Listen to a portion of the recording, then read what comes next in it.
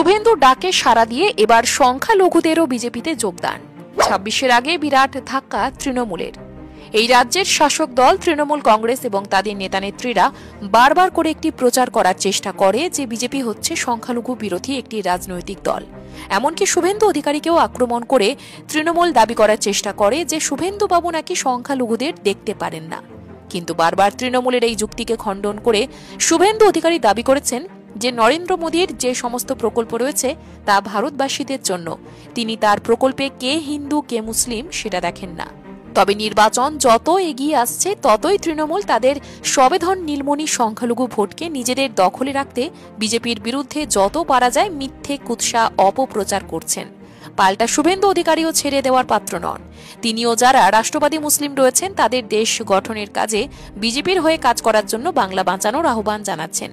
আর তৃণমূল যে সংখ্যালঘু ভোট দিয়ে এবারে নির্বাচন বৈতরণী পার হওয়ার আশা রেখেছিল, তাদের সেই আশায় কি এবার জল পড়তে চলেছে?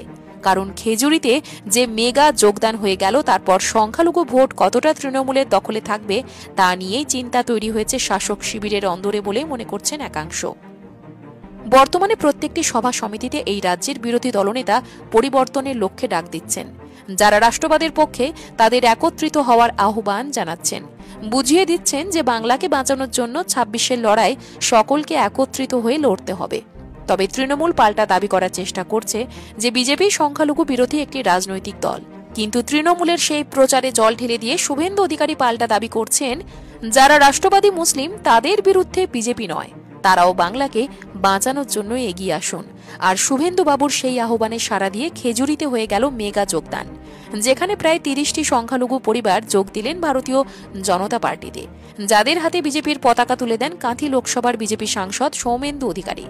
রাজনৈতিক বিশেষজ্ঞরা বলছেন, মেদিনীপুরের শুভেন্দু অধিকারী নিজের খাস তালুকে যে বড় মাপের যোগদান হয়ে গেল, যেভাবে প্রায় ৩০টি সংখ্যালঘু পরিবার বিজেপিতে যোগদান করলেন, তাতে এবার তৃণমূলের মধ্যে চিন্তা প্রবেশ করতে শুরু করেছে।